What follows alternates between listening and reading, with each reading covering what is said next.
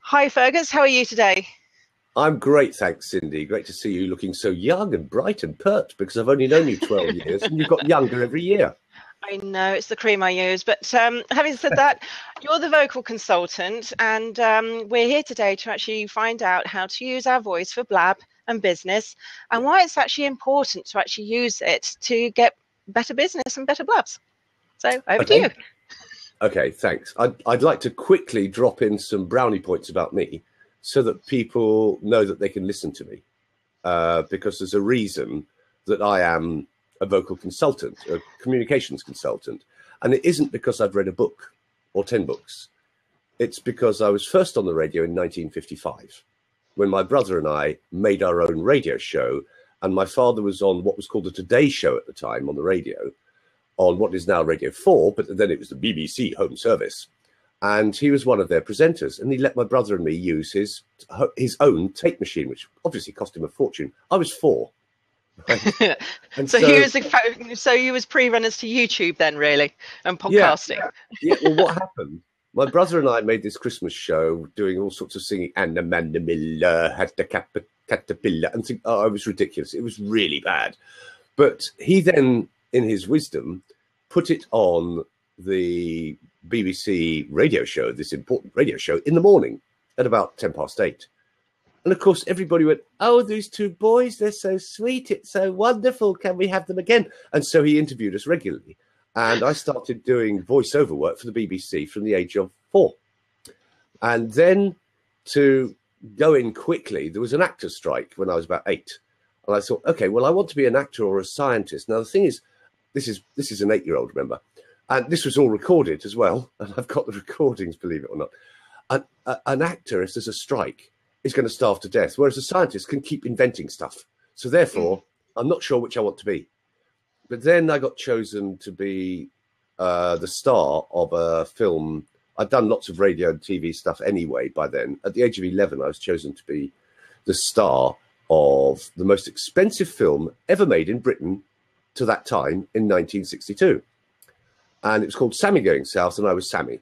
And it had Edward G. Robinson, who a lot of people would have heard of, Harry H. Corbett, which a lot of English people would have heard of, and it was the Royal Film Performance in 1963. Now, to get in quickly as why people should listen about the voice, I was chosen for the role, but I, apart from my little voice when I was 4 and 5 and 6 and speaking terribly like this on the radio, I went to a local London school, and so I picked up a London accent, didn't I? And so I was Cockney a bit, wasn't I, to speak like all the other lads. So I was sent to Cicely Berry, who's now Dame Cicely Berry, for voice coaching to make me sound right for the American market, because otherwise, bless you Americans, and I hope lots of you are on here, you're not very good with a real Cockney accent. You find it very hard. You could do the Dick Van Dyke, "Oh, I'm climbing up the chimney," but you can't take a real Cockney accent from London because you can't understand it. Okay. Neither can we. That's true. Well, I grew up with it, didn't I? I grew up with it, didn't I?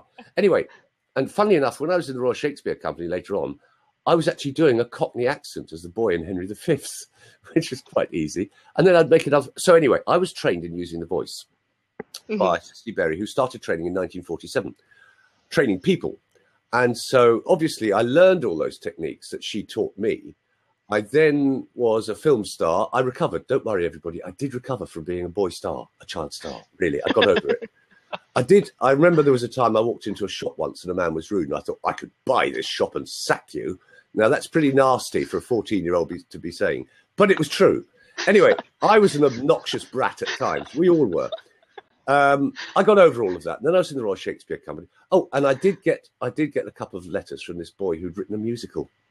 And he wrote these handwritten letters, and he went to St. Paul's, Westminster, and he was probably in the choir, and he was terribly posh. And he said, "I've just written a musical, and I'd like you to be one of the stars of it, if you could just get back to me." So I ignored it, of course. And then I got another letter from him. "My musical's coming out at the West End soon. It's going to be a great success." So I ignored him again, and I just sent him a photo of me with "Best Wishes, Fergus McClelland" on it, because I was very wise. Can anyone guess, not just Cindy, because I think Cindy's guessed already, can anyone else guess who this writer of musicals was, who I turned down, who was 17, whose first musical was...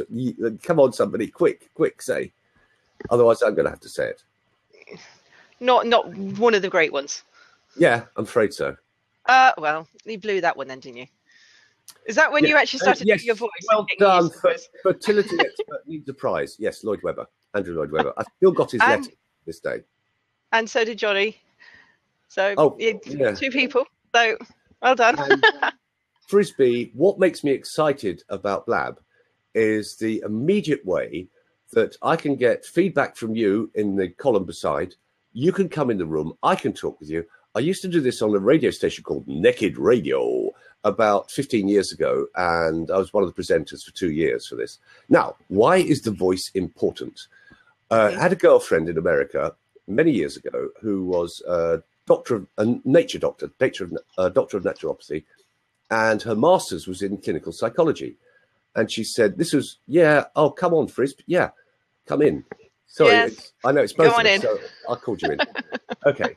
To finish my story quickly, because I want to say hello to Frisbee. So this girlfriend of mine in Pasadena said, Fergus, you should be a life coach. You should be charging for it. And I thought, well, I don't know what a life coach is, but it sounds really weak and weedy. I'd never heard of Tony Robbins at the time, 6'7", man. Hi, this is Tony Robbins. Right. I just thought it was like counseling. So anyway, she said, but you are helping people all over the world at the moment to communicate better. Why don't you do it for a living? So I became a so-called life coach, for which I was not at all qualified. And then some people said, well, did you go to Coach U or Coach University or Coachville? And they had all these questions. I said, no, I've just been learning all this NLP stuff and psychology stuff. And suddenly what I noticed after a few months, what people really needed was the ability to communicate more powerfully in their personal relationships and in their businesses. Now, given my background as an actor for way too long, before most people listening to this were ever born, probably before Cindy's parents were born, before they were zygotes. Anyway, I've been doing it since 1955, and I realized that because of the training I'd had, could show people how to be much more powerfully effective in their communications. Now, let me give you an example to everybody, and then I'll let Gary talk a bit. Sorry, Gary, hang on. Imagine your favorite film star, male or female, the one you really fancy, the one you think, oh my God, that person is so gorgeous. Oh. Right. Now let's translate that a bit. Let's say it's Marlene Dietrich, right? All smoky, black and white underneath the lamppost by the barricade. And you think, oh, she's so gorgeous. Look at that. But what if she had the voice of olive oil? Okay. Underneath the lamppost by the barricade. How quickly would she turn ugly?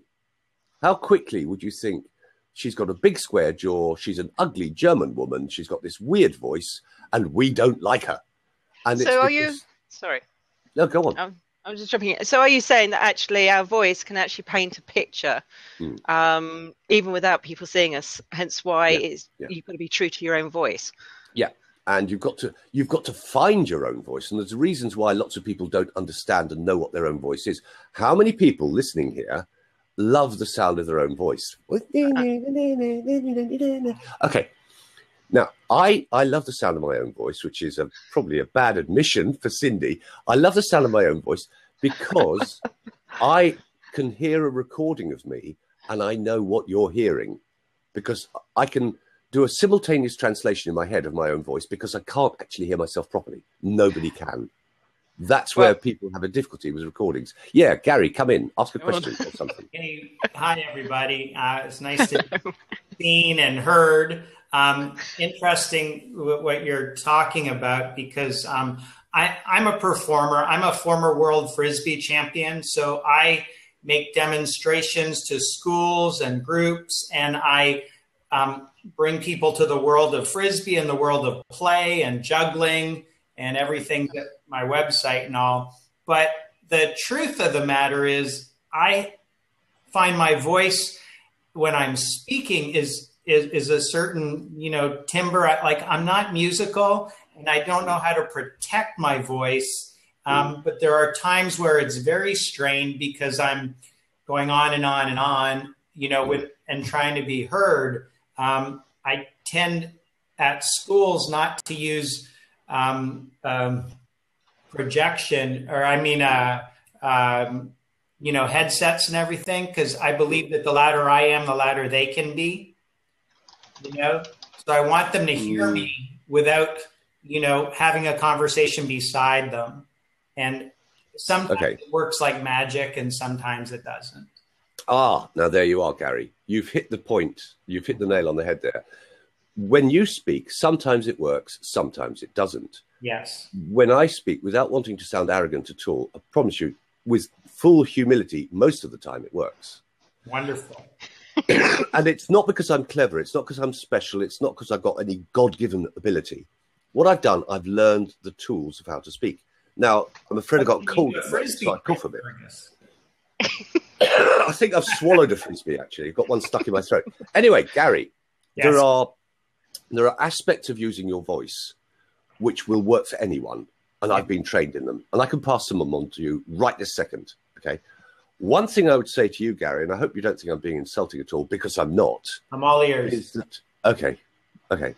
Is that you're speaking from your throat, and your throat is closed. Yeah. So I can even do the American accent, but I'll be coughing in a minute if I keep speaking like... Actually, I went into Australian then. Anyway, Gary, what you're doing, you're holding your throat closed. So yes. if you look at what the sides of my neck here, right? It's hard to see, but I've been shown that before. I understand what you're saying. So if you went as though you were about to strangle yourself with finger and thumb, right? Yeah. And you feel those muscles on the sides of your neck, right? They need to be relaxed at all times. Relaxed. Right? Okay. Those two strands of muscle on each side, they need to be relaxed when you're speaking. They can bounce slightly, but if they're tense like that, it will kill your voice after a little while. Okay. And also, the other thing you need to do is, that's one thing you need to do as a practice thing for everybody. Right? Another one is think of breathing, as in, if you were breathing on a mirror or a pair of glasses to clean them, you go, ha, ha. Okay. That's how open. Yeah. Ha. If you listen to my voice, you can hear that I'm virtually going, ha, all the time. Your voice needs to be from an open throat, right? Right. Because if it's open, it's not going to be strained, your larynx, and you won't lose your voice. You can keep talking forever.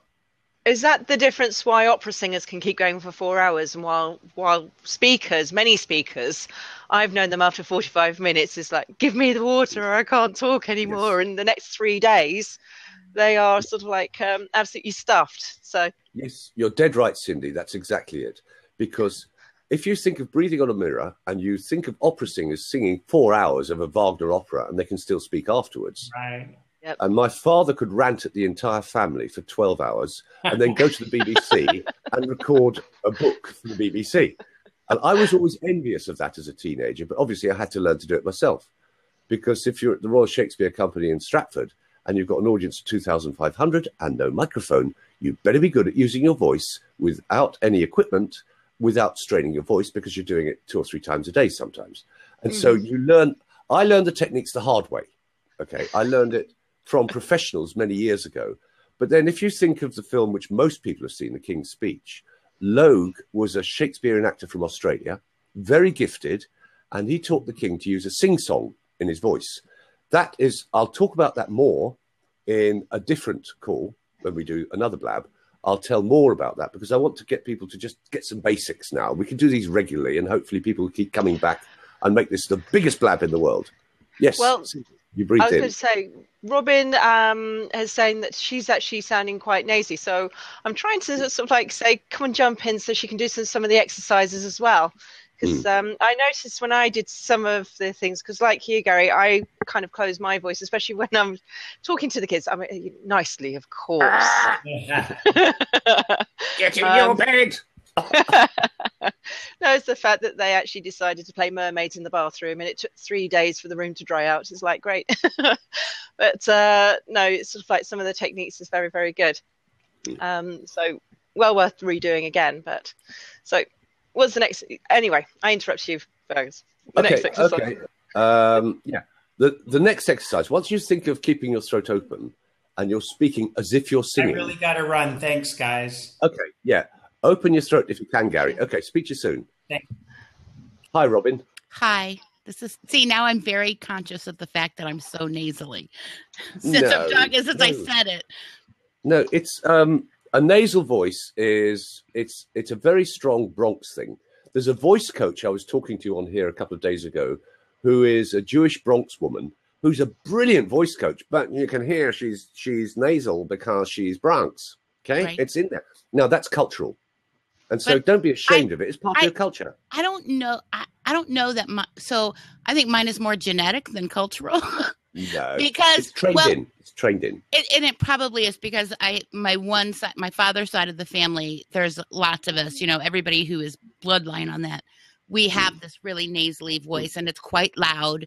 And I noticed that I actually have these little etymotic earplugs that I put in. I have them for when I fly, so I can actually to block out like the plane noise, but I can still hear, because without them, I can't hear the pilot talking or anything.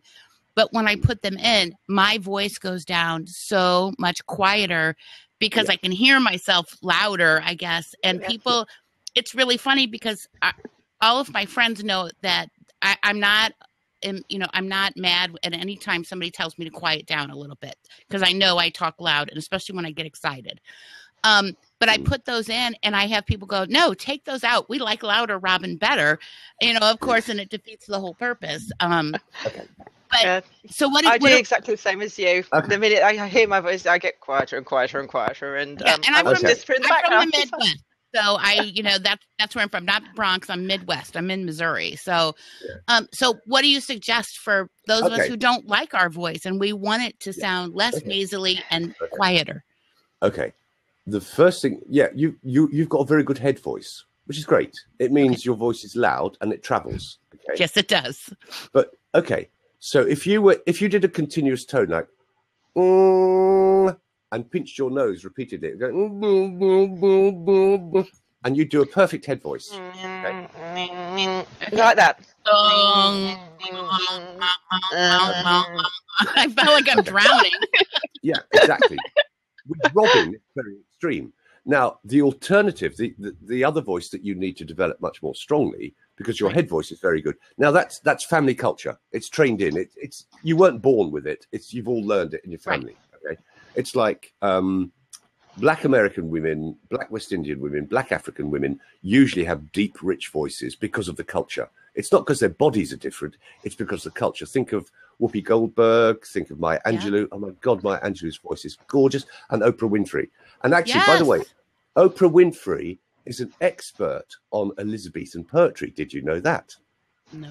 She told Barbara Walters that she was, as a child, she used to learn lots and lots of 15th and 16th century poetry, and she'd recite them for her mother and her mother's friends as a small child. And every Monday she'd go to school and she'd do a recitation of what she'd been taught at church the day before. So she was a speaker by the age of 9 or 10. Wow. And so she developed a really good voice. By the time she was on radio and television, her voice was just a killer. She got a wonderful voice. Anyway, what people such as those do, and that's millions and millions of people all over the world, they speak from the chest. Okay. Now, you were just doing the nose pinching. If I do a deep note, I'll show you how to do that in a second. Right. If I was doing the nose pinching and doing a tone from my chest, you will notice nothing happens to it virtually. Ready? See? Now, if I do a head noise, so that's how you know whether you're in the head or in the chest. Now, the way to check if you're in the chest, and a great focusing point for everybody, and believe me, everybody, you need to do this. If you think of, let's say, 1 or 2 fingers of either hand and go to where your ribs join in the middle, right? So where the two sets at the bottom of, it's called your xiphoid bone, at the bottom of your sternum, where your solar plexus is. And if you go, push them in at the same time. So repeatedly.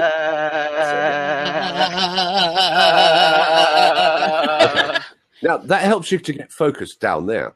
Now, if you do a lower note down there, right, if you just now, without palpating your sternum, but keep focused on that, because that's where you need your voice to come from. So you go, right, just like that. Go on, Robin, you can do it. Okay, brilliant. That's lovely. That sounded good. Okay, Robin, now do that and do the nose pinch, and you'll notice virtually nothing happens. Okay. Oh, you're right. They did. Yeah, you're not like I thought you were going to be wrong, but you know, it's exciting when you try something and they go, "Hey." Yeah. So that's the thing to focus on. That exercise will help you to be resonant in your chest, and so it'll be balanced up with the head voice. Your head voice is fantastic, but you need the chest voice as well. Well, what am I supposed to use the head voice for? I mean, it's great that it's fantastic, but it's annoying to a lot of people, and that's why. Well, yeah, because you're using it on its own. That's why. Okay. You know? It should be about 30 or 40% max. It shouldn't be 90% or 95% of your voice. What do you mean by that? And obviously, I mean, somebody's already said that your voice really projects very well. So how could you use it to maximum effect for what you do? What is it you do, Robin? Sorry. Social media. I've seen you before, Robin. I saw you the other day. I was in a room with you. Yeah.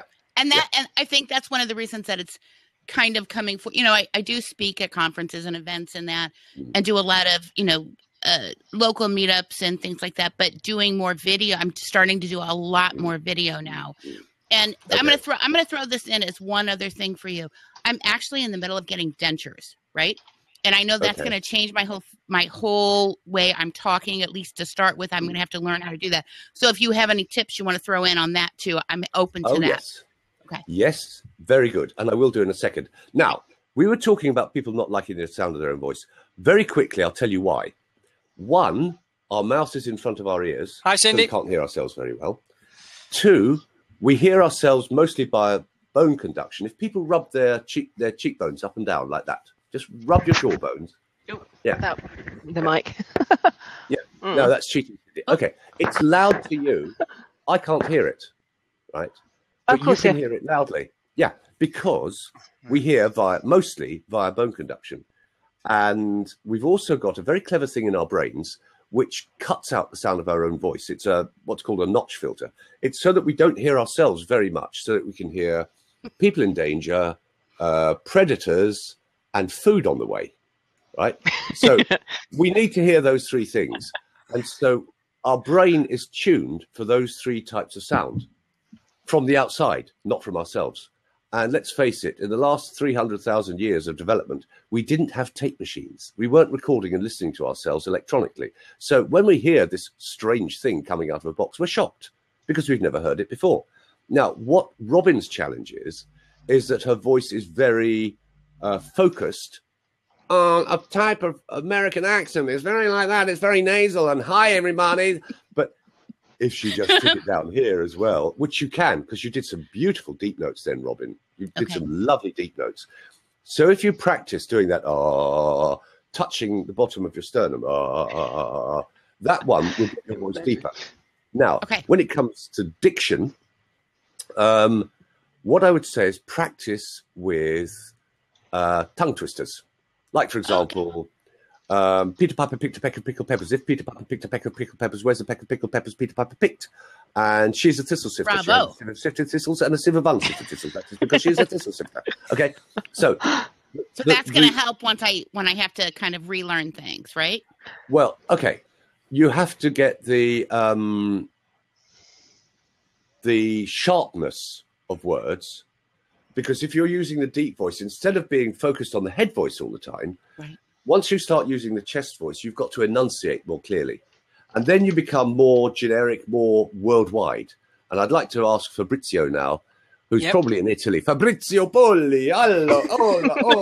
How are you doing? I'm doing fine. Yes, very good. I actually speak with a British accent because my mother was British, father Italian, so that explains the name and the accent. Spaghetti bolognese. But I can do the spaghetti bolognese if you want. And some pizza. Anyway. Yes, sir. What would you like me to do, Fergus? I would like you... Notice, most people do this. Speak from the throat. Okay. Okay. Is that am I speaking through the throat? Yes, you are. Just like Rob. Robin's much more in the head, but you're speaking from the throat. And so I bet you do sometimes lose your voice if you have to speak for ages. Because you're sometimes, yeah. Okay. Yeah. Imagine. Okay, think Joanna Lumley. A lot of people won't have heard of her, but you have, I'm sure. Okay. Think of an open voice. Hi, this is Joanna Lumley speaking. Now, what she does, she keeps her voice totally relaxed. Okay. I want that voice. Well, it's very easy, Robin. So is it like relaxing here, as you were saying before? Yeah, definitely. And also, talking from the bottom. Sorry, talking from the sternum. From the bottom, not from the bottom, darling. From the sternum, Talking out of your ass is something completely different. That's a different topic on a different day, Cindy. Okay, so it's focusing on keeping your voice down here. Now, it's not about doing it all the time. I go to the gym a lot. And I do some very heavy weight training. I'm proud of saying, but I'm not lifting heavy weights all day long. I'm doing it for an hour and a half most days in the gym. So I go to the shops and I pick up 18 or 20 kilos of bags, and it's nothing to me. Yeah, it's just ordinary everyday weights. But I have to do the weights in the gym to get the muscles strong enough to be effortless when I'm using them.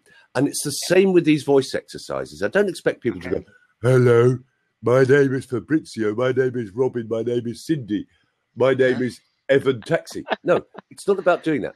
It's keeping your throat open as an exercise, just as an exercise, because then what will happen for you, and it'll happen for Robin as well, gradually, it won't be instant, because I train people, it takes 10 days of work, really, over a few months, or I do hourly training on Skype, and people come to me once a week for an hour.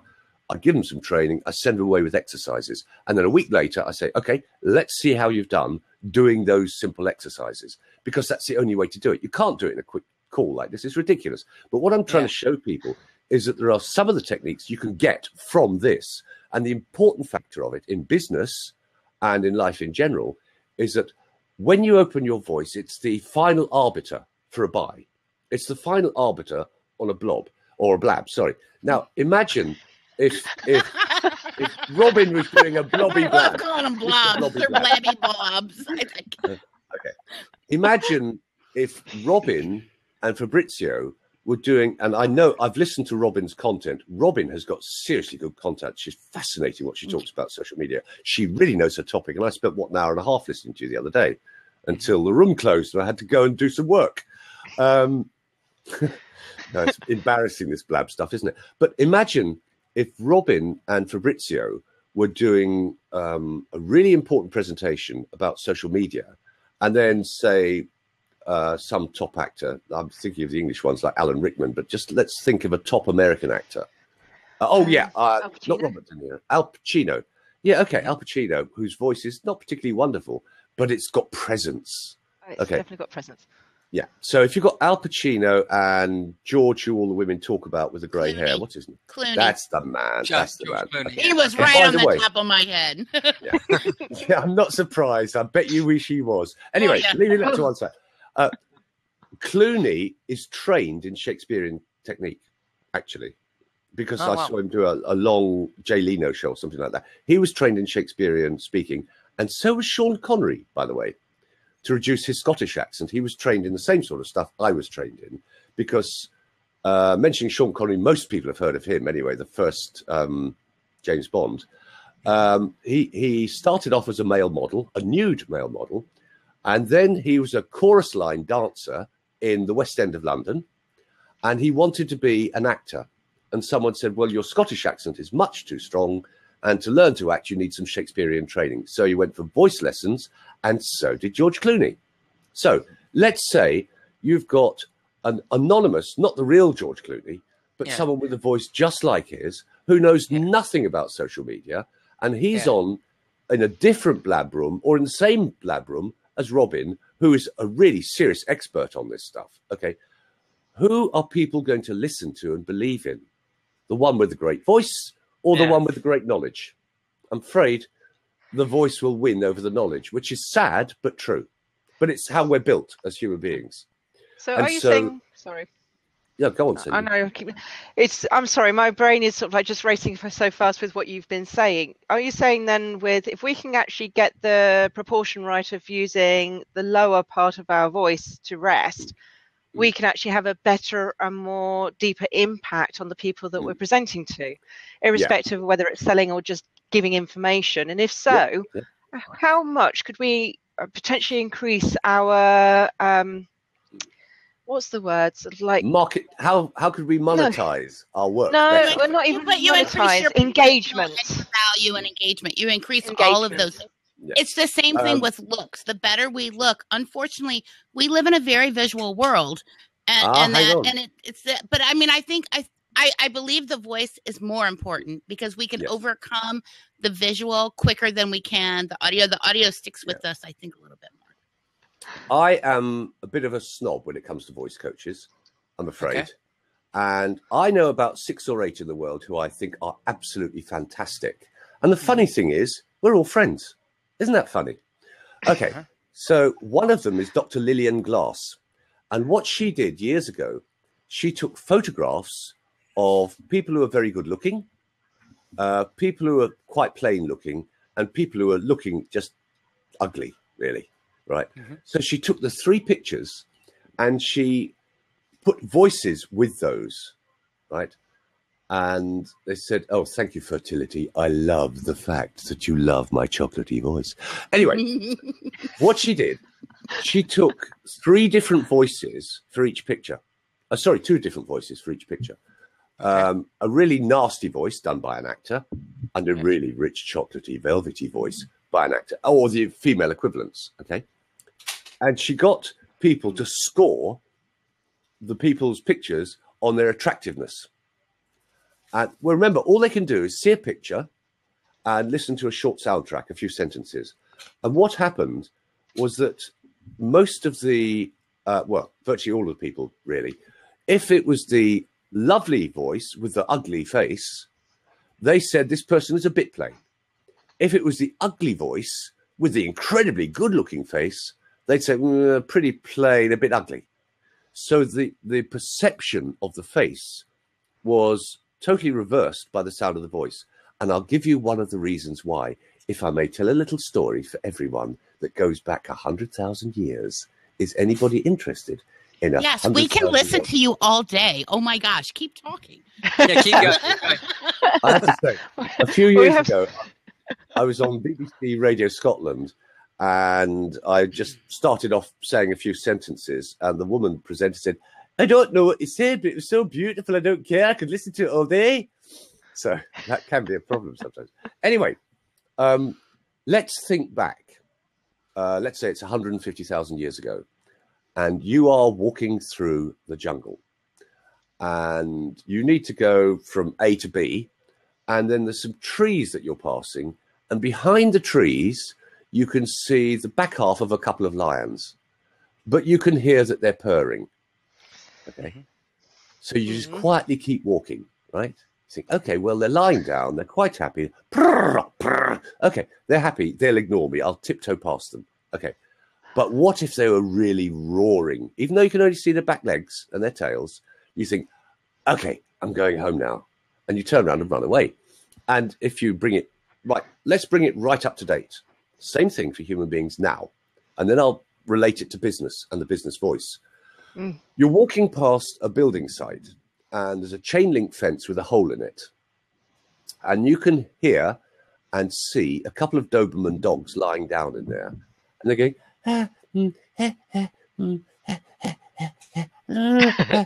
okay. Family show. You quietly walk past, okay? You just think, okay, I'll keep going from A to B past this chain link fence. Whereas if they're really growling and barking, you'll either climb a tree, climb the fence, or run home. Because the final arbiter is the sound. And as I said, Lillian Glass's experience with humans proved the same thing. And we can't tell much about a person because, as Robin wisely said just now, we can do anything about the way we look. We can put on a wig, we can dye our hair, we can wear a moustache or a beard, we can wear fantastic clothes, we can go to the gym and get a fantastic body, we can go on a diet. But that doesn't show who we really are. The voice is the sound of your soul, and it's either good or bad depending on your training. That's it, really. Okay. Because it doesn't necessarily sound like the inner you. Now, that's the important thing. You need to know that the voice that other people can hear is the voice in your head. Right. Fergus. So can you give me so Fergus, can you give me some tips about what I could do to sort of improve any exercise? I'm gonna jump in on top of you, Fabrizio, for just a minute, because this is the reason I'm gonna jump out of the seat. But my question is Fergus, if you could talk about any videos, e-courses, regular books, e-books, anything that you've written that we can get a hold of to kind of, work on this training ourselves from your advice. And also, how do we get in touch with you if we want to take Skype voice lessons for you? So I'm going to log out after that question. And I'm sorry, Fabrizio, that's why I wanted to jump in on top of you. I love that. Love that one, Robin. Very good question. Very good. Thank you, Robin. I didn't pay you to come in here, but I should have done. Okay. Hopefully you can still listen. Right. I'm Fergus at Vocal Trademark, as in the voice, vocaltrademark.com. The host of my website has wisely crashed at the moment. However, I will get emails. Great. I'm glad you're still listening, Robin. I will get emails. And I've got 6 CDs, 2 of which are double CDs, of voice training exercises. Now, people say I should write books on it. Yes, I've written various articles and I've written lots of e-zines. But given that the voice is so much of a sound thing, I've got the CDs for people to listen to the exercises I do on the CDs. And so if anybody writes to me at my fergus@vocaltrademark.com email address, then I will send them details of my CDs and also give you some hints and tips really as well. And even maybe give you some free audio recordings of exercises, the top 10 tips of speaking in public. So if anybody wants that, I'm delighted to give those away. Because as I said at the beginning, give. So can we do an experiment on me then and see if I can improve? Okay. The first thing I want you to do is what Robin was doing and just do lower. Okay. Right. Now, if you notice, your throat is still closed. So imagine you're breathing on a mirror and go better. It's still a bit closed up because it's practice. It's okay. Here's a thought to go with it, Fabrizio. Yeah. Imagine the most beautiful woman in your life. Yeah. Don't tell me who she is because it might not be somebody close to you. It could be a film star. It could be your girlfriend or wife. Right. Imagine you're very close to her ear and you want to make her feel really good. Would you go or would you go That's it. Yeah. Okay. Because then everybody will get that. Yeah. They'll get that sound. Because that makes you more attractive to everybody. And passionate. Of course. Yeah. And so what you've got to practice as an exercise, as I was saying earlier, your sex voice. Robin, you're dead right. Now, here's another way of doing it. If you have a USB microphone like this one, which is a Rode NT USB. Yeah, I've got one of those. I've got it just in the box over there. Yeah, it's brilliant. Absolutely brilliant.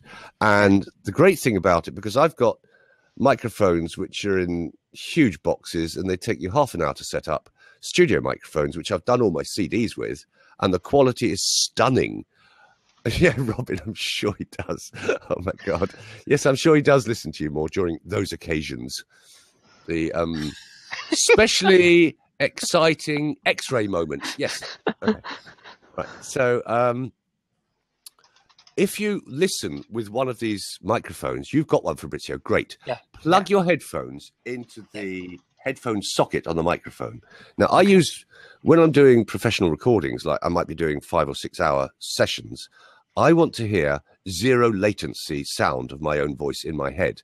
I might know the translation very well and I can get away with it, but if I'm recording a whole book, I really need to listen to myself live because that's the autocorrect. Cindy was talking about earlier and Robin was talking about earlier, when she puts the headphones in, Robin was saying, then she gets quieter because she's hearing the real sound of herself on the headphones. But the reason I'm talking about zero latency, which I don't mean to be technical, but you're hearing yourself immediately, right? Yeah. Immediately, exactly as everybody else is hearing it. Now, I do that when I'm training people all day. And yes, I do charge a fair amount of money, but most people aren't in London. So I train over Skype as well, a hell of a lot. And I'm very happy to do it. Oh, no, panting is not just noise online. It can be good exercise. Right? It's actually that's thank you. Actually, no, online it does actually work, because if Fabrizio learned to do like that with the throat open. Now, again, as I was saying about weight training, I'm not talking about you should be doing it all the time, because you would get arrested in the street, definitely. But in business, it wouldn't really work. Hello, boss. I'm very happy to be here today. Does it? Oh, cynicism of Craig. There's a technical reason for that. And it also does make people's noses run and all their mucous membranes swell in their heads. Now, I'm not going to go into more detail, but it is a physical fact. When somebody gets very aroused, mucous membranes in the nose swell. Okay? Sorry, I'm an expert on this stuff a little bit. That's why I can read people by their voices. Anyway, so you practice doing the finger on the bottom of the sternum going, Yeah, you see, it's better already, isn't it? Yeah. It's improved already. And so I got to get my voice down here then, and kind of speak more from down this end instead of. That's your baseline. That's about 60% of your voice. It's not all of your voice. You need the mid-range and the high range as well. Robin has got a phenomenal high range, and it's very, very powerful. And when she was doing her bass sounds, they're very powerful as well. And it's practice to learn to use all three, the low, the middle, and the high. Okay. So how long? Yes, how long? Cynicism. It would be the bass in your voice. Sorry, Fabrizio. Yes. Yeah. So how long would you think it would take me to get my voice balanced out then? As you were saying? About a month of practice. Yes, about a month or two. It's interesting. When I always thought it was years and not a month. Good point, Cindy. Thank you. If I go back to the King's Speech film, Logue started training the King in 1927, and he was still training him in 1952. Wow. Now, the film makes it look like it's only a few months. No, it was years and years and years of sessions, because Logue was a great Shakespearean actor, but he didn't have the advantage of high-quality headphones and microphones and Skype and being able to train the King for 1 hour once or twice a week. He had to fit him in when he could and when the King wasn't busy. And you can improve your voice very quickly nowadays because there's technology around and there's a few people like me around. Now, the reason I'm saying a few people like me, I left acting, and before I was a coach of any type, I was an electronics engineer. And I worked with a friend who was an absolute genius, but I was very good at making high integration printed circuit boards. Okay. Very, very thin lines. And I was great at that, but he was the electronics genius. However, we knew people who came to us for work who knew nothing about electronics. And so they couldn't tell the difference between us and the man round the corner in the television repair shop, because we all had soldering irons. So they couldn't tell the difference between expert, genius, and beginner. They couldn't tell. And the only way you can tell is by results, literally. And lots of people do call themselves voice coaches and presentation coaches who actually aren't very good, because I know a lot of them, and Cindy knows some of the ones I know, and I won't name any of them, and one or two in particular, and Cindy's laughing now because we know a lot of the same people. We've known each other for about 10, 12 years. And people think that they can do something and they kid other people that they can, and people believe in them. That is dangerous in any form of coaching or training. And you've got to think, what are the results and how quickly are they achieved? Now, a month or two of serious practicing, either with my CDs or, let's say, 10 hours spread over 10 weeks, because I don't want to do anyone more than once a week. There's no point. Because if I spent an hour with you today, let's say one-to-one, and then did another day tomorrow, another hour, what happens is your bucket gets too full. And so what was in it yesterday falls out. So I like to do an hour, and the person has exercises and they practice for a week. And then the next week, I check that they've stuck. If those exercises haven't stuck, I'll do another hour of the same exercises. What I used to get wrong, I used to pile enormous amounts into a person for 6 or 7 hours and send them home. And their voice would be soaring. They'd know how to do it. They'd be able to do Shakespeare. 3 weeks later, it was gone because they couldn't retain it, because it's muscle memory. It's listening to yourself live and playing. Oh, I've got to get the power supply for my computer. So There's a short intermission for people to take rest breaks. I need to get power for my computer. I do not want to lose power. Okay, hang on a sec, everybody. I hate losing my power. So, whilst he's just doing that, how long have you actually been speaking for, Fabrizio? And what main problems have you found with your voice with speaking? Well, I mean, I tend to be a high energy person, so very rarely do I kind of lose my voice when I speak, because even though I put a lot of energy into it, I've still got energy in reserve to keep going. I mean, I've been speaking for a while, and as I told you the other day, I disappeared off the speaker circuit and then came back on again because I needed to get a bit more of a success story behind me. But yeah, I mean, I'm conscious that I need to improve my voice and get it a bit deeper. Yeah. Because I tend to speak as Fergus was saying, so I'm aware of that, and I know I need to work on it. So it's been good that I've been on this blab this evening to sort of kind of figure out what exactly I need to do to get that voice a bit further down here. So it's that's very good. I've found that quite a few of the speakers I've worked with over the years, they actually find the problem comes not actually during, but it's later and it's afterwards. So up to 6-7 hours later, they're actually all hoarse, or they've got a cold coming or something else like that. So that's where I find Fergus is good, because with his training and just these simple techniques, especially relaxing the voice, talking more from the chest, you actually tend to keep your voice so you don't have that lag, like it's like jet lag or voice lag. The next couple of days afterwards as well. So yes, it's sort of like I know we were discussing and we were talking about it earlier, that the impact of having a good voice also for speaking and stuff can actually really be the difference between make and break, especially on the circuit, because unfortunately when you're putting yourself up there, you've got to keep an audience without them going, oh my God, no, I don't want to listen anymore. I'm going to go out. You don't want to have like a high squeaky voice. And I agree. I mean, as Fergus was explaining before, that the sound of your voice is more important than your look. Afraid so. Because you can fake everything else. You can't fake your sound. Well, you can, but it doesn't work. Okay, I want to mention, Cindy's probably heard of this man. Yeah. There's a man called W. Mitchell, okay? And he's a very famous American speaker. Yeah, isn't he something to do with he had something to happen in the war or something to him? No. I'll tell you about him in a sec. Hang on. Or is he the guy that had the accident and he got burnt? And then another accident and he got paralysed. Yeah, that's it. That's the one. Okay, yeah. Tony Robbins talks about him. That's right. Well, because he's a great friend of Tony Robbins and Bill Clinton. Oh, what a surprise.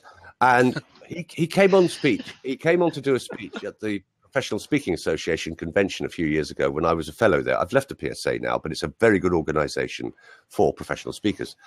And W. Mitchell came, and he also recommended a book I've written, which I didn't mind. He came to the convention in his wheelchair and was wheeled onto the stage. And his voice was utterly gorgeous. And he said, have any of you ever been in prison?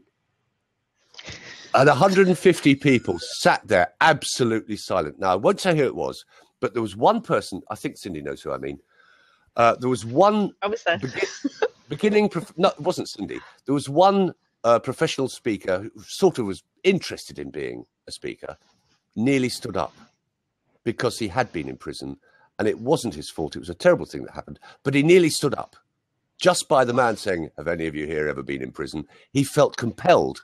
He wasn't a criminal. It was a not a motoring offence, but he'd crashed a tank, basically, okay, over 3 cars, right? And so he went into a military prison when he was in the army. So it wasn't because he was a bad person. I need to emphasise that. Anyway, he nearly stood up, and then he listened to Mitch give the rest of his speech. And he'd written best-selling books, this person, and he was about to go off to university and then become a school teacher. And because of that 45-minute speech by Mitch, he gave up his university career and became a professional speaker full-time. He now does about 200 speeches a year, and I think Cindy definitely knows who I'm talking about now. And he's come to training by me, I have to say as well. He's bought some of my CDs, he's been to training days by me, and he's eager to learn to be a better speaker. Do I like his voice? No. but he's got a very good message and he delivers it well. And he was inspired by 45 minutes with Mitch's voice. It just electrified him. It was so incredibly good. That's the power of the voice, because it wasn't what Mitch looked like. You know, Mitch is overweight, very burned, and in a wheelchair. And his voice. He's a lovely chap. He's lovely, isn't he, Sue? He's a lovely guy. He's a lovely guy, and he's actually used his voice to the best. Because I actually got to go out and meet him, and we actually went for dinner afterwards with 2 of the speakers. Yeah. And one of the speakers was actually asking him for his advice on how to better his presentation skills. And he was very lovely, because he said he was very lovely, because he said, well, you should be asking Cindy. What do you think, Cindy? So I just looked at him, gave a little, I said, well, you need to pause. And just quick as a lightning, he sat there, looked at me for 10 minutes. He said, yep, 10 seconds, which felt like 10 minutes. He said, yep, it's all about the pauses. If you want to make it more dramatic, make the pause longer. Yeah. And it's sort of like, he's very, very good, and a very effective use of his voice, totally. And I've bought him a few beers at conventions, and he is fun to be with. Now, it's interesting. He does his story is his main speech, and he's been doing it for 17 years. The same speech, if you like, but he alters various bits of it, and he adds bits to it, and he takes bits away, and he thinks about keeping it fresh all the time. So anytime you see Mitch talk, you're getting something new, because he's thinking about it all the time, and he's focusing on giving value. And when you hear his voice, there's such a richness and warmth and honesty about his voice, not about his look, not about his clothes he's wearing, not because he's got the most wonderful wheelchair in the world. No, let's get real here. Not because of his haircut, not because of his nose. It's because of who he is, and it bursts out of him. And he's a very, very good example. And I hope lots of people just look up W. Mitchell. Anyone who hasn't listened to him, just watch bits of him on YouTube. That is a very powerful voice. And it's a very powerful human being. And I love his attitude as well. So would you say the voice, what he's done is he's crafted his voice to go along with the attitude, so that people just don't see the wheelchair anymore. They actually see and they hear what he's trying to do. Because if I recall correctly, his message is, it's not the 5 things I can't do, it's the other 995 things that I can still do. Not quite. No, he said, okay. I used to be able to do 10,000 things, and there's 1,000 I can't do anymore. I focus on the 9,000. Oh, okay. Perfect. And that's the same for all of us. You know, I'm never going to run a marathon. I wouldn't dream of running a marathon, but I do like my weight training and I like my biking.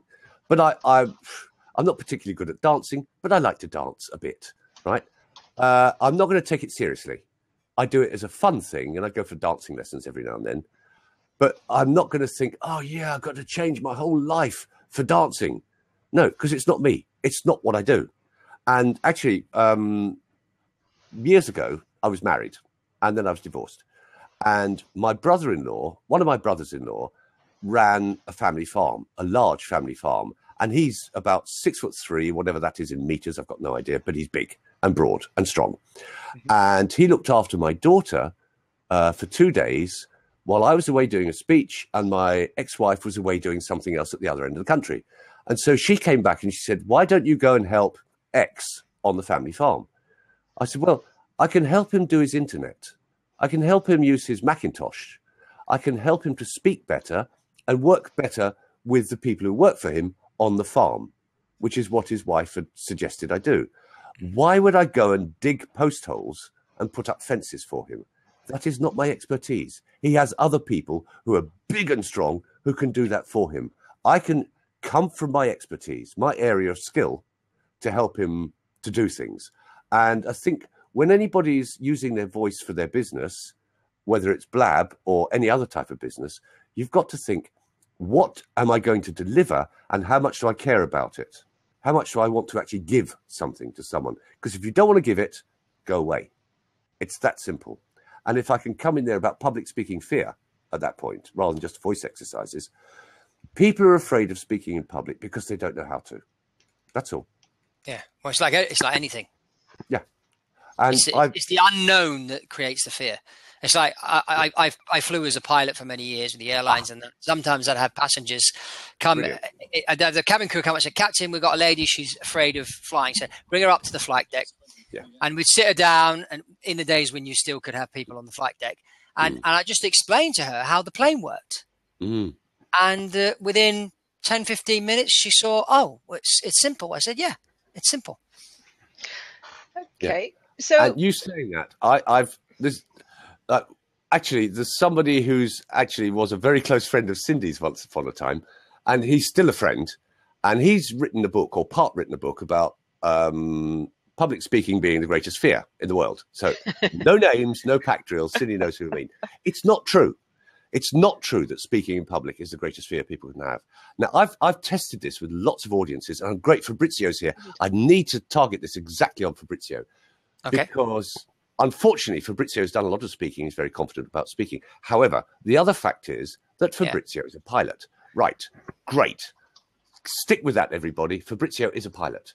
Now, I've asked lots of audiences in Britain, all over Britain and Ireland and Iran, would they rather land a helicopter after the pilots jumped out the window or give a 10-minute speech about themselves? There was only one person who said they'd prefer to land a helicopter, and he was a helicopter pilot. And it's that simple. When you've learned the techniques, there's no reason for fear. And the other thing, if you're afraid when you're speaking in public, that's about you. It's about your ego, and you shouldn't be there for you. And I'm actually quite fanatical about that. You're supposed to be there for them. Nobody else. Yeah. When you've got an audience, you've got to, that audience has to go away. I mean, I spoke on Sunday. I'm not speaking for my church, and I happen to have to give a speech on Sunday. And the people that preceded me speaking bought into some of my time. So I then ended up having a 20-minute speech, having to deliver it in 5 minutes, which was interesting. But at the end of the day, I thought to myself, okay, I need to come across with a message that's going to give the people here in the audience something to go home and do, and some action points. And I managed to get that message across in 5 minutes. Because as you said, it's not about me, it's about them. What are they, as a result of hearing me, what are they going to be able to take home and apply in their lives and get results? And that's what counts. Yeah. And if that's in your voice, like we were talking about W. Mitchell just now, the audience will feel it. Yeah, feel it. Correct. Feel it. Yeah. Not hear it, feel it. Yeah, they'll feel like Robin. As I said, I was in a chat with Robin the other day, and yes, she's got a nasal voice, but I can hear her passion as well as her expertise. I can hear the fun of her. I can hear the excitement of her. I can hear the warmth of her in her voice. And that's really important. Now you can enrich your voice by getting the chest voice working properly as well, so that everybody gets what you're doing. It's not that it makes it more generic. It just makes your voice available and you available to more people. W. Mitchell's voice is available to virtually anyone on this planet. And hopefully mine's quite good as well. But he's got such a richness about him. You want to keep listening, whatever he's saying. So, Fergus, going back to what you were saying to me before. So I have to get this microphone, my Rode microphone, and I have to plug the headset in. And into the side of it. Yeah, into the side. And I've got to sort of start speaking from down here. And doing that kind of exercise and listen to myself. Yeah, definitely. Okay, so what shall I read from a book, or read nursery rhymes, or what? Yes, and Shakespeare. And Shakespeare. Believe it or not, the King James Bible. Oh, I've got that. Yeah, no problem. Brilliant. King James Bible. Now, the reason why the King James Bible, very, very short history lesson here. It was when it was being put together by two branches of the Church of England for the king. It was the only brilliant thing that king ever did. You know, starting the witch trials wasn't nice, but getting the James Bible put together by the hardcore fundamentalists and the hardcore progressives in the church, it worked, because he said, go away and put the Bible into a more modern context. And so they went to all the old Bibles in Greek and Latin and the English ones. There are plenty of them around. And what they did, they wanted it to sound incredible, okay? Because most people weren't allowed to read it. They just had to listen to a priest doing it. So what they did, they thought, we want it to sound old and authentic. They didn't change the meanings of many things. They did change some, but not all of them. I'm glad you like listening to me, Robin, because I'll be talking forever if you like. And so, pack it in. Sorry, I can't resist that. Okay, so what they did, they wanted it to sound old-fashioned, authentic, so they wrote it using the rhythms of about 80 or 90 years before, namely Shakespeare's time. And so they used archaic language and all the rhythms of English, which Shakespeare was the ultimate genius of. Rule of three, pausing, speeding up, slowing down. It's written in such a way that it makes you be resonant. Like, here's one example of the rule of three nested 7 times, 8 times. Count it, everybody. Yeah. In the beginning was the Word, and the Word was with God, and the Word was God. Never noticed that before. Okay, so it's 1, 2, 3, 1, 2, 3, 1, 2, 3, 1, 2, 3, 1, 2. Now that's clever because it leaves the last one hanging. So you've got 6 lines of 3. In other words, you've got 2 sets of 3 lines, and then you've got a line which is only 2 words because nothing comes after God. So the last word is God. And there's a lot in the Bible that's been written in that way to make it really resonant and strong and powerful. So you don't have to be Christian to use it as a training tool. And likewise, you don't have to be a Shakespearean actor to use, like, for example, now is the winter of our discontent made glorious summer by this sun of York, and all the clouds that loud o'er our house, deep in the bosom of the ocean buried. Right, that's the opening of Richard III. Now, think of the resonance of that, the richness of it. And that's a great one, the opening of Richard III. If you buy my CDs, everybody, I've got lots of examples from Shakespeare and some from the Bible that you can learn from, literally. Also, something like The Raven by Edgar Allan Poe. It is, I told a client of mine a few years ago, I said, it's one of the hardest things to read, and I'll send anyone a copy of it because I've recorded it, of course. I need to re-record it because I can do it better now. It was 3 years ago. I know I can do it better. But, well, it's because Cindy's a great friend of mine, and she insisted I came on Blab, Robin. She just said, Fergus, you need to be on Blab with me. Okay, because she only chooses the best, she said. So flattered me so much, I had to say, okay, I'll come then if you think I'm the best. Okay.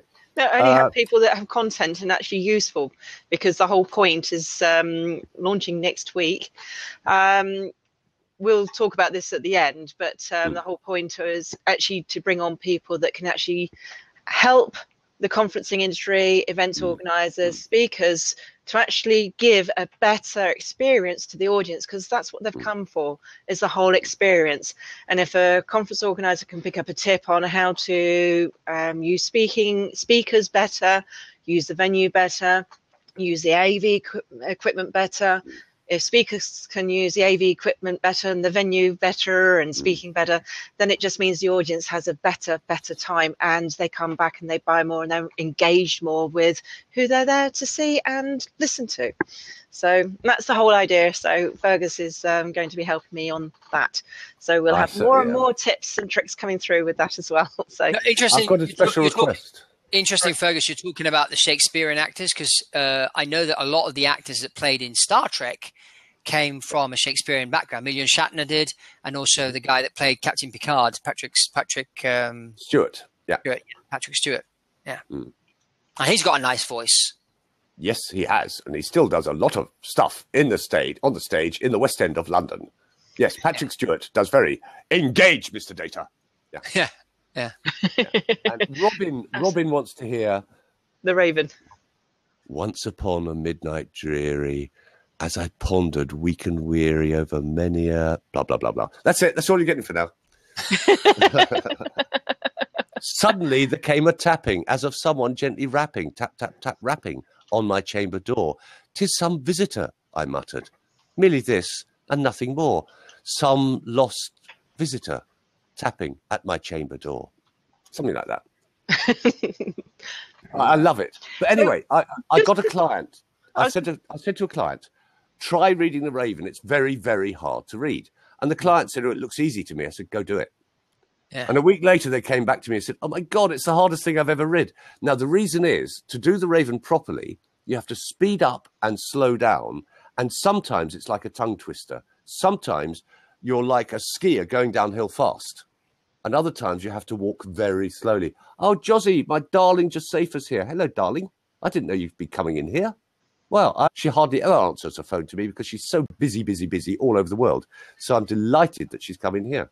Is that you, Joss? You're welcome to jump in because it's, well, hopefully, can you come in? You can more than welcome to come in because one of the questions whilst just taking a small pause, how do you know you've got the right voice for what you're trying to do and what you're trying to portray, and that your inner voice is truly coming out with where you are and what you're trying to do? The way I learned to get my inner voice out, I'd been an actor, right, fine, and then I was an electronics engineer, fine. But when I got recordings from my father's career as an actor, I heard some of the poems and I thought, I wonder, can I do them as well as he did? Because obviously, as a small child, I was quite overshadowed by my playwright, radio presenter, actor father, even though I became a star and he didn't, okay, which caused some friction in the house. So I listened to some of these recordings he'd done. I just listened to a little bit of them. And then I made my own copies of these poems. I listened to his recordings and I listened to my own. And I was delighted to say, this sounds horrible probably, I preferred mine because he was dead by then. But what happened was I kept listening to my own recordings. I got carried away and I recorded them over and over again and listening to them on headphones and on loudspeakers. And suddenly I became so aware of my own voice and making it do what I wanted it to do that I could take the headphones off because I've now got perfect feedback from what I do hear and what I know everybody else hears. Then you've got the inner voice on the outside, if that answers your question, Cindy. Okay. No, that's so I've basically just got to sit and go through the pain of actually listening to myself then. Yeah. Really. Well, and re-recording and re-recording and re-recording. Take something short. Yeah, James Earl Jones. I actually met a huge West Indian 19-year-old at a Toastmasters meeting about 10 years ago. And they said, would he do an icebreaker? Just stand up and introduce himself to the audience of about 40 people. And he stood up and he said, hi, my name is Errol. And I thought, oh, my God, he's James Earl Jones, come to London. And I said it to him after. He said, funny enough, other people have said that about me as well. He had this incredibly rich voice. And it worked. Okay. Because it's the rich depth that counts. Think of Tony Robbins. Hi, it's Tony Robbins. He's not down there by birth. Well, he is actually 6'7", but he makes sure his voice stays right down there all the time because that's where the power is.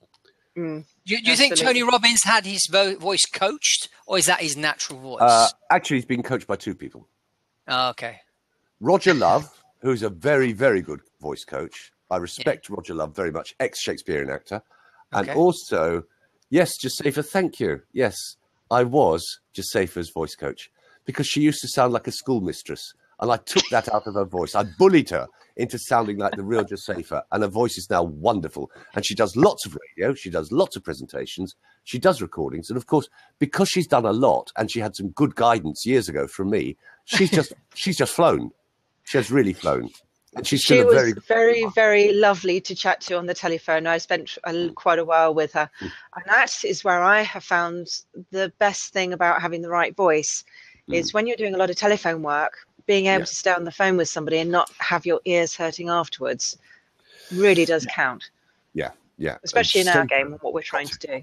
Oh, thanks, Jaws, saying I was excellent, the best ever. Thank you. It's much better if Cindy and Josepha market me rather than I market myself. So I don't mind at all. Well, I'm interested in more sort of like with Fabrizio. Sorry, I'm so bad at saying it. Fabrizio. Actually, no, you've got to say it English. Fabrizio, mate. Fabrizio. Fab. Well, Fab is the short version. That's easy. Fab. Internationally, I find that's the easy one for everybody. No, oh gosh, yes. Okay. Quite nice for you as well, isn't it? No, I was sort of like a little bit more interested in with the work that you do, and how you're actually finding. Have you had any problems, or how you use your voice effectively to command the audience? Well, I mean, first of all, I mean, I'm not a professional speaker in the sense that I don't make a living out of speaking. I do about 10 speaking engagements a year. What my main profession now is buying and selling aircraft. But I do I do deal with a lot of billionaires and their right-hand men or women or whatever, depending on how the deal's going. And it's interesting speaking to these people. Does your voice change when you do that? I don't know, but the interesting thing about me is that when I speak Italian, quando io parlo italiano, per esempio, la mia voce quando parlo italiano è completamente diversa da quando parlo inglese. So you just notice there that my voice changed completely when I speak Italian. And a few people have said that to me. So, because when I speak Italian, I speak with an Italian accent. When I speak English, I speak with an English accent. So I find that interesting. And probably the tone of my voice changes as well. Now, how come it goes that way? I haven't got a clue. Okay. Which language did you learn fast, Fabrizio? Mr. Fab. Which one did you learn first? No, English. I learned Italian when I was 8. Okay. On this very topic, I've got a friend who left England at the age of about 17 and travelled the world, and then settled in Luxembourg for 3 years and in France for the next 15 years, actually. Yeah. And became totally knowledgeable of the French language. Obviously, French language, French culture, went to the University of Nancy, still a very good friend of mine, and very, very clever on voice, on the technology of voice, and used to work with me a lot in my business. Now, unfortunately, works somewhere else. However, when she speaks French, she sounds much deeper and older. I don't mean in a bad way. When I first knew her, not now, when I first met her about 9 years ago, because she'd gone away with a 17-year-old's English voice, and then her maturity came in her French voice. And so what I helped her to do was get that maturity of her adult French voice into her English voice, which is now fantastic because it sounded girlish, 15, 16, 17-year-old, because she went into French to such an extent that she had the leftover voice of a child almost. Yeah. But the adult voice was French. So that's what. And Fab also, I had a client and also an ex-girlfriend who was a jumbo jet captain, which I think you'd agree is a pretty high level of pilot. Yes. And they'd written a book about themselves and their career, and they wanted me to help them to speak better. Yeah, because when you come over the PA to the passengers, you've got to come across with this authority. And I've had my fair share of misbehaving passengers, and I had to sort of come across extremely sit down, shut up, or you get arrested when we get on the ground kind of thing. And I've had to do that a couple of times. Yeah. And you think this was a woman captain of jumbo jets, so had to be very strong with their voice. Yeah. And they actually were very good at doing Just So stories by Rudyard Kipling. Very funny, very good at doing those perfectly. And various bits of poetry, because they'd done them all their lives. This person had done it all their lives. So therefore, they were brilliant at certain things. I just taught her how to take it into other things like Shakespeare, because we've all got some vocal skills that we can spread into the rest of our voice. Yeah. Literally. Interesting you say that, because when I was in Italy, in order to make the money to pay for my flight training, when I finished at aviation college and I needed to get the rest of my licenses, I went into teaching English as a foreign language. And one of the things I noticed, it was very difficult for Italian people to acquire an English accent when they spoke English. So I started looking into neurolinguistic programming and everything. And I came up with this system where I thought, in order to speak English, you've got to understand the cultural difference between an English person and an Italian person. And one of the interesting things I always used to explain is that Italian language has less words than the English language, but the Italian language has more words to explain emotions than the English language. So what does that tell you? The Italian people are more emotional. So what happens to your voice when there's more emotion involved? It tends to go higher and you speak faster. So I said, so being Italian, if you want to speak English with an English accent, you've got to slow down and you've got to lower your voice. So imagine you're speaking in front of a lit candle. And so I'd use nursery rhymes like Humpty Dumpty sat on a wall. And I used to give this lecture to my students. And, within an hour, their accent was changed completely and it would maintain it that way. Even speaking to some of my former students 20 years later now, they still have that accent. Because it's that basic concept of understanding what is a language. It's an expression of culture. So what's the cultural difference? And I always used to say every language has a music to it, and the music, in a way, represents the culture. If you think German, it very sounds very like a lot of authority there and order. And Japanese is kind of similar. Then you think of Spanish or French or Italian, which is very musical and emotional. You think of English, which seems very calm and organized. Well, that represents the culture.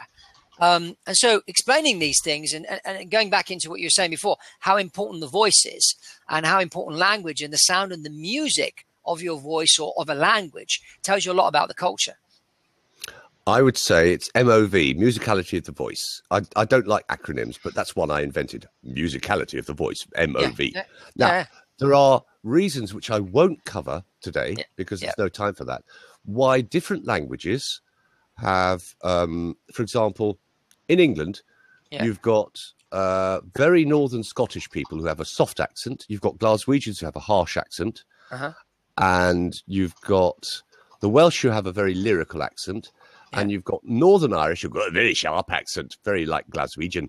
And you've got the west coast of Ireland, like a friend of Cindy's and mine, Molly Harvey, who's an ex-president of the Professional Speaking Association, who, oh, my darling, she's got a lovely west coast of Ireland accent. Now, there are scientific reasons why accents change, even within one language, and why some languages sound harsher than others. And I will cover those in a different presentation another time, because there are some really fascinating reasons, physical reasons. It's not just the culture, although the culture is part of it. It's also to do with the environment. But as I said, I'll do it another time. Hi, Karen. Okay, I'll cover that another time, really, because I could literally, if everyone was going to stay here, I could pour probably 100 books worth of stuff that I've learned. I was going to say, you're an encyclopedia of the voice. I'm afraid so. Well, okay, about don't forget, we are going to do more. We'll do other things as well, Fergus. So I'm going to say no. We're not going to do it now. No, I can do the technology. I can do all sorts of things. Okay, hang on. Yeah, we will. LinkedIn, believe me, we will keep doing it. And Cindy's the boss of this. Cindy's dragged me in here. She's a great friend of mine. I've known her for 10, 12 years, something like that. Cindy's in charge. So Cindy will be the one who tells everybody. So you watch Cindy. You follow Cindy, because whatever she says is right. I have to say. Anyway, you just want another blab, don't you? Yeah, lots of other blabs. And I can do all the technology of speaking, and I don't just mean the Rode NT USB. No, there's a lot of other things about the technology, which I will certainly be doing. When Cindy wants me to do something about event organizing, about technology for speakers, how to use a microphone, how to use a lapel mic, so-called, and they're not, right? A lapel mic is not a lapel mic. I'll be very, very happy to show people how to use the technology, but that's for other occasions. I'll shut up now, because I was going to answer Fab's thing about people speaking faster or slower in different languages. Nope. Yeah. They're always between 2.6 and 3.5 words per second, max, really. And that's been tested. And there's somebody I know well, Cindy knows well, who does voice training. And he agrees with me on this, because he used to be an engineer and his father was an ear, nose and throat surgeon. So he must be good as a voice coach. But he sticks to the technicalities of it. And his first name's Chris. Okay, Cindy, you know who I mean. But he's very good on the technicalities of the voice. And he's right. All languages, all our European languages anyway, the reason that for us, German and Scandinavian languages and Dutch sounds slower to us is because we detect word gaps, although there aren't any gaps actually. Whereas if it's Italian or Spanish or even French, the Romance languages, we don't know them so well because they're not so related to English. So we think they're speaking more quickly, word for word per minute. They're not. It's just we don't get it. So we think they're speaking quicker. That's all. Yeah. That's all it is. Yeah. Little nugget there. Yeah. Wow. More. I'm just going to quickly say, if there is anybody who's recently joined us, if you'd like to jump in, please feel free. We've had quite a few lovely, interesting information and anything else. Just very quick, is there another exercise I could do for the end of the day to rest the voice or get it warmed down, for a better word? Actually, you could. One thing people say, what should they do if they've lost their voice or if they're starting to lose their voice? Okay, if you're doing any sort of presentation, so this is for the end of the day as well, do not have iced water ever, whether you're doing a presentation or at the end of the day, okay? Yeah. Do not have drinking chocolate, okay? Because you mean hot chocolate? Yeah, don't. Okay, because it will dry your throat out. That's the worst thing. Do not take hacks and tunes and cough lozenges because they'll dry your throat and make you cough. They'll clean your nose out, but they will. I was recording some books for the National Listening Library years ago, and I'd always loved hacks, which is a particular type of cough sweet in England. And I'd eaten one just before I went into the studio, blown my nose, everything's nice and clear. So I went in there, within 10 minutes, I had a dry throat and a tickle. And I suddenly thought, this is not a good thing to do. And there are Susan Berkeley, who's a very good voice coach. She trained Bill Clinton, so she would be quite good. Yeah. And I chatted all politicians have most Yeah. It wasn't. I thought it was Patsy Roddenberry or Cicely Berry had trained Margaret Thatcher. Cicely Berry is a left-wing lady who wouldn't have dreamt ever of training Maggie Thatcher. And she's lovely, Cicely, but no, there's no way she would have ever trained Maggie. And she didn't. And it wasn't Patsy Roddenberry, who's another one of the few really good coaches. She's American, but she lives in England. It was an American woman trained Maggie Thatcher to take her voice down. And she took it down about half an octave to an octave.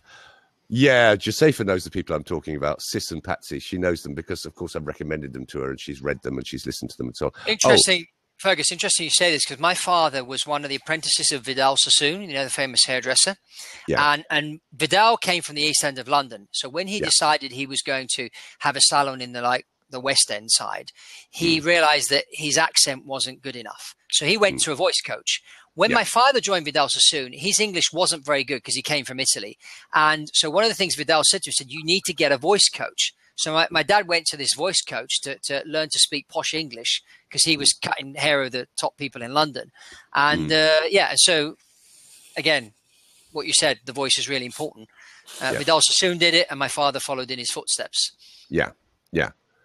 Because I don't know if Trump was trained by anyone, it's probably quite likely. Also, if you think people in England, the recent leader of the Labour Party, the Socialist Party in England, Ed Miliband, I met up with him when he was doing a presentation for party members and the press, and there were only about 30 of us in the room. And of course, I wanted to give him some training and be paid by him, which never happened. But his challenge was that his mouth, he had a lazy tongue. Now, it doesn't mean he's lazy, but the perceived value of his voice was lazy. And we had a conservative leader, William Hague, a few years ago, who I've interviewed, who is an absolutely brilliant after-dinner speaker, not about politics, but about all sorts of other things. He's very funny. He's very clever.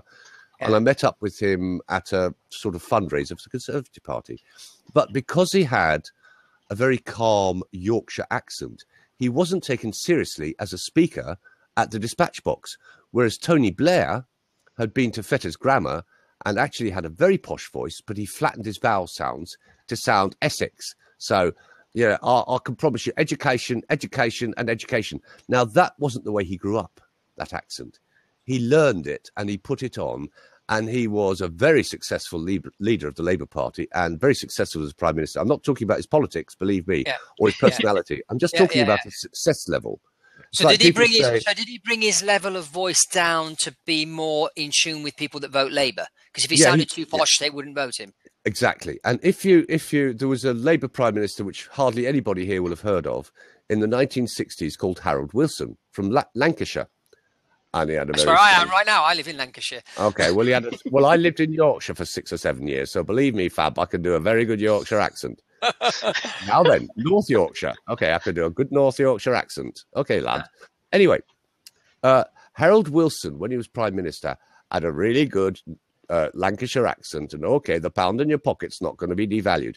And people voted for him.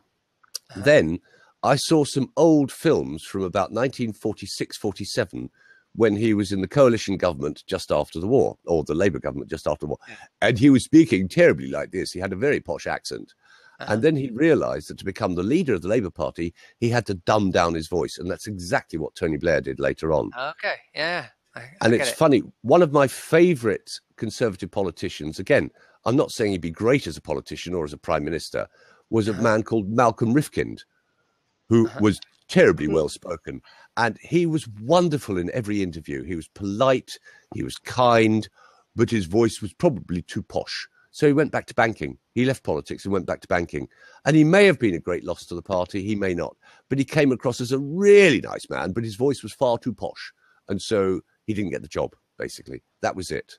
So going back to your voice, you say don't drink hot chocolate, don't eat mince. What can we drink to keep our voice? Thank you, Fab. Yeah, because that was Cindy's question. Sorry, Cindy. Yeah. Thank you, Fab, for bringing it back on. Okay. You can have honey and lemon. Honey and lemon, okay, yeah. Hot. That's really good. If your throat is at all sore, you get a nice big spoonful of honey and some lemon and some boiling water and stir it well and sip it. I don't think Kate has had voice coaching. I had to go on to Sky News. They called me in to give a review of her first speech, actually. Okay, yeah. And so there I was on the Adam Bolton show at lunchtime at Sky, and I said, well, it's pretty hard to call it a speech, actually. It was less than 3 minutes long, and most of that was pauses. So she's not a speaker, and she's quite nervous as a speaker. And I remember, actually, it was when Prince Charles, interestingly, Harold Wilson resigned, and on the same day, Prince Charles's investiture as Prince of Wales was announced. And he was suddenly interviewed for the first time, age about 21, Prince Charles, and he had this deep, rich, calm voice. And I thought, whoa, that is a good voice. It's really deep and rich and calm. And people in England remember the Queen got it. Oh, yeah, please, everybody in the world, don't think about the King's English or the Queen's English, okay? Because that's not good English. It really isn't. It's a stylized presentation for royalty and upper aristocracy, and it won't work for most people. When I was living in Yorkshire on it was only about 20 acres, and we had various garages and things. I haven't got any of that, by the way, everybody. My ex-wife had it all. And a man came round to get me to join the Countryside Alliance, right? Okay, hello, Fergus. Would you like to join? You can pay X amount of money. And he's talking away to me in the orchard. And I said, do you know what I do for a living? I couldn't resist it. He said, no, what do you do? I said, I teach people to speak better. Oh. So how do you think I speak then? I've just been talking to you about the Countryside Alliance. I hope you do join. So how do you think I speak? I said, well, it works for people with your accent, but I doubt that it works for many farmers around here. He said, oh, it's quite funny you said that, actually, because a few days ago I was talking to some farmers, and as I walked away, I heard them say, bosh git. What a surprise. Yeah. And I was at a clay pigeon event with about 9 Scottish farmers. And, of course, they were way better at shooting the clay pigeons than me, because they're shooting all day, every day, virtually. And one of them suddenly said to me, so, Fergus, who's got the better English, you or us? And which is the most real English, yours or us? And I said, well, actually, if I was going to come to a farm and I wanted you to work with me, you would be in charge. I'd need to get to your accent to a certain extent. I don't mean mimic you, but I need to soften my London accent. Now, when I was talking to Robin earlier, her voice is specific to an area. And I speak what's sometimes called standard Southern English, and it isn't posh. I can do posh if you want. Now, this is posh. I can easily do posh. Everyone can do posh. Now, if I'm speaking posh to everybody in the world, they think, oh, he's so posh, I can't stand him. Yeah. There's only a few thousand people in the world will like that accent. However, if I'm at a dinner party with some of them, oh, good Lord, really? I will slide into it with them, I must admit. And when I'm in Ireland, I do tend to slip slightly into an Irish accent, I have to admit. I can't help it because I'm Irish. But, yeah, you have to share with the people you're with, and you have to listen Actually, I said this on our last chat, didn't I, Cindy? One of the greatest secrets for a speaker is the ability to listen. Literally. Pardon? Oh, Cindy. Yeah. You have to listen to be able to speak. You have to listen. Yeah. And do the pauses. And give people time for the brain to actually take in board the information, digest it, process it, and then kind of think, okay, I need the next bit now. I hope everybody's reading the wonderful stuff Josefa's saying about me in the column. Okay, sorry about the drinks. About the drinks again. Okay. Yeah. So we got no hot tea. honey and lemon. Yeah, no tea. Okay, yeah. No tea. And no actually, coffee. Well, funnily enough, a lot of people say no coffee, and you'd think that's logical. But if I was doing a recording of 5 or 6 hours of a book, after about 2.5 hours, my throat would get a little bit dry. And so what I would do, I'd have a cup of instant coffee with lots of sugar in it. And then I could carry on for another 2 or 3 hours, because a sugary drink, which is why orange juice is very good. Oh, orange juice is good. Okay. Room temperature orange juice is fantastic. Okay. Because it's especially natural orange, not squashes if you can avoid it. Just ordinary. It can be processed orange. It doesn't have to be chunky. Yeah. But the whole no tea, no fert. Sorry, no, I have to call you fert. I know that's rude, but fertile. Okay. No tea, because if you think. Call her Helena. Helena, the first. Oh, that's better actually. Okay, Helena. Yeah. Okay. It's one of my favourite names actually, Helena. Although in Orphan Black, there's a character called Helena who's, oh my goodness, but never mind. Helena is a gorgeous name. Sorry. Anyway, Helena. Coming back from Helena. Oh, Helena. Helena. Sorry. Okay. Is that the correct? Right. Helena. Okay. Helena. Okay, fine. Sorry about that. Yeah, my sister's called Marisa, and a lot of people call her Marissa, and she gets quite upset. But then when I was a child, I had a dog who had a Tibetan name called Mipam, and people used to call him Mipam. So the dog didn't like that either. So never mind. Anyway, sorry, Helena. And back to the tea. So back to the drinks. Okay. Orange juice, lemon juice, grapefruit juice are all fantastic. Grapefruit juice. Yeah. Okay, yeah. Yeah, it bites, you see. I thought orange juice is one of those not to actually have because of it. Okay, honey and lemon I get, but I was told orange juice, that is just as bad as if you used milk. No, don't do milk. No, milk is, it creates mucus. Yeah. Exactly. Yeah, exactly. And also... What about straight water? Yes, if it's room temperature. It must not be chilled. Okay, room temperature water, okay. And if you're doing a recording as well, see, Josefa knows all of these because I talked to her about it before. Okay, do not have fizzy water if you're about to go into a recording studio or into a radio studio. Yeah. Because what will happen, I'm not talking about belching, but you'll get tiny bubbles coming up your throat. And believe me, no, it's not just burps, Dinah. It ain't. It's not just burps. You get tiny little bubbles coming up your throat and they go oops, like that. And so what will happen, the engineers will turn your microphone down. And so if you're in a studio with a presenter and 6 of you and you're making funny noises in your throat, you won't be asked to talk much. You'll be left to one side. Oh. Because the control room will hear your microphone, but they'll turn it down for the public and they'll tell the presenter not to talk to you much until your noises stop, basically.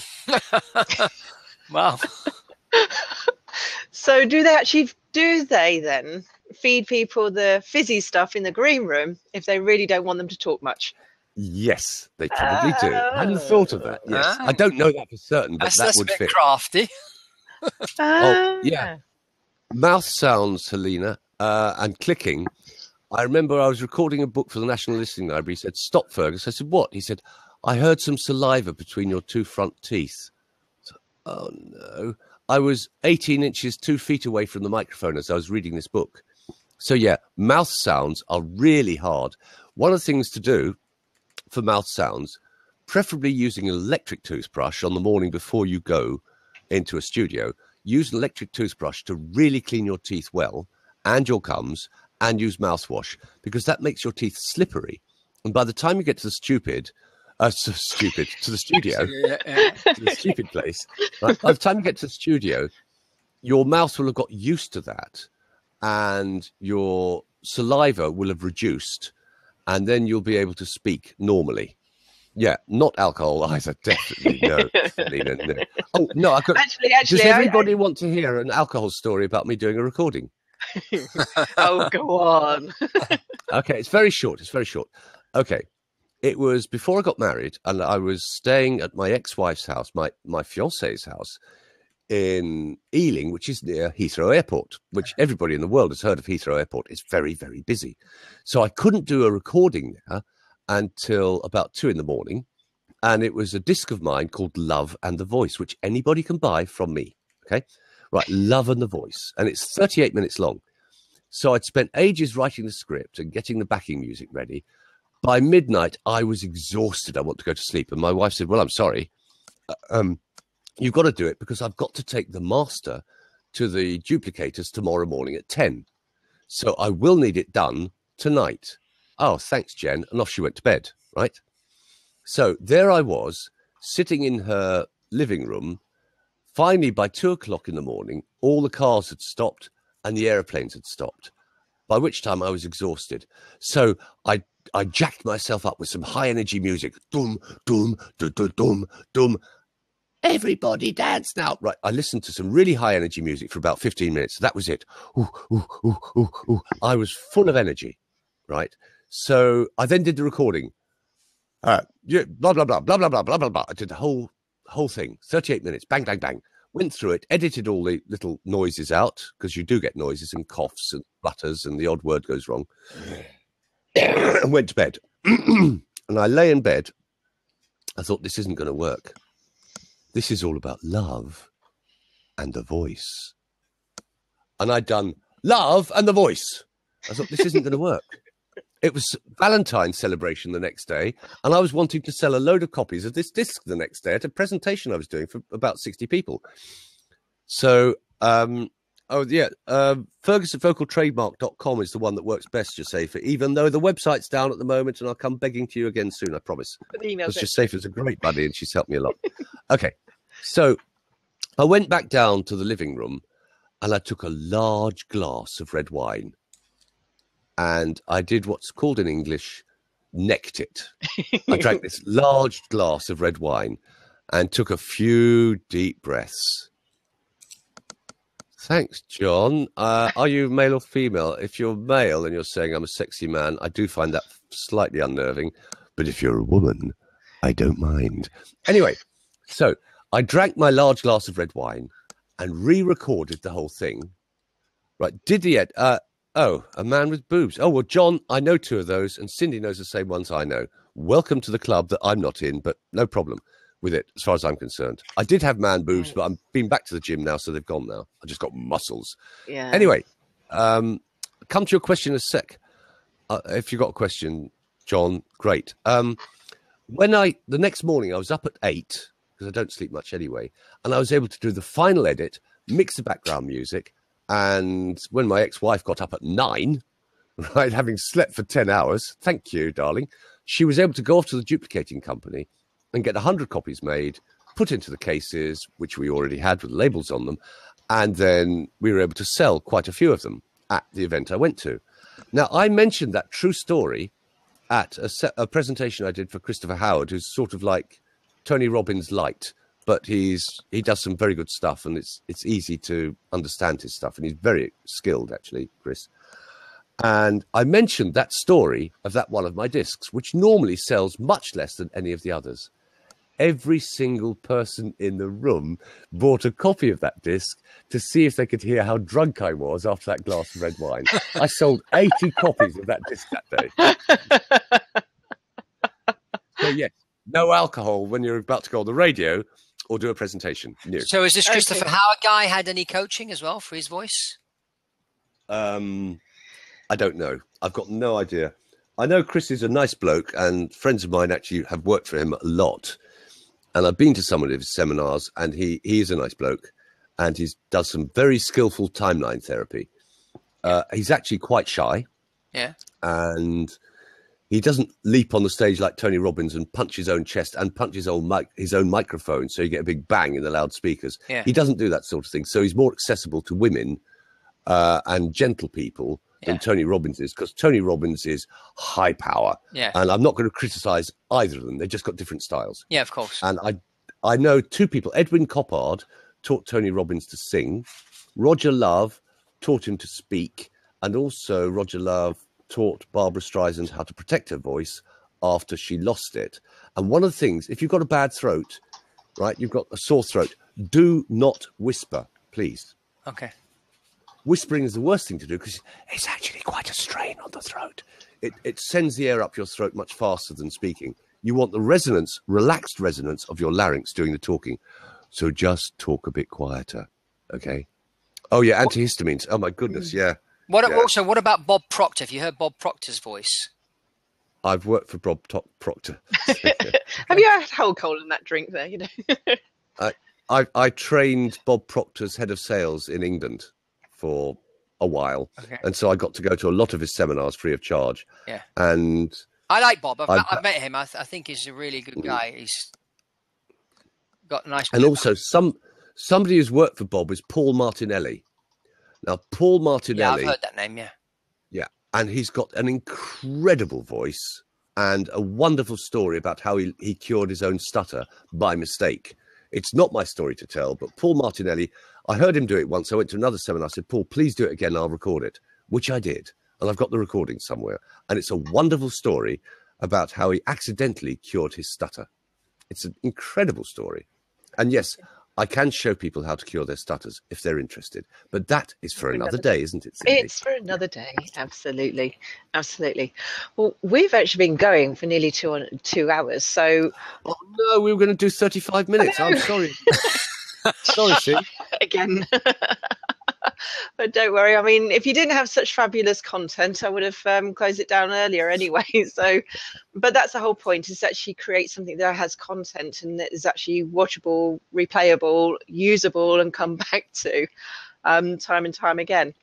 And so, has anybody else got any other questions or any other things? Because I'd love to actually come back sometime next week and carry on and pick up a little bit more about what we're doing and sort of like take it to the next level about really bringing it into the event and the company, because most people have to do a presentation at some point, and others, if they're not presenting, they're having to organize the people that are doing the presenting, be it the PAs, the VAs, the conference organizers, through to either the CEOs having to do it. And so I think you've got some really good tips that would be valuable to all those type of people. We will be back next week, Helena, and Cindy is the person in charge. I'll be delighted to keep coming back until I'm not getting 3,200 people looking at me each time. But in the meantime, I think we've put up your email a little bit further below, so I'll recopy that and put that on the bottom again when we finish this, so at least it's then captured. And in the meantime, if anybody has any questions and they would like to get a bit of a hands up or some thoughts about what topics they'd like us to cover, please do tweet me, and if I can't get Fergus to cover it, then I'll find an expert, or somebody who I think he can actually add some good content to come on and be interviewed, so we can actually have an interactive chat. How's that? Yep. Sounds brilliant, Sind. Okay, yeah, thank you. I'm going to stop this recording. Oh, how do I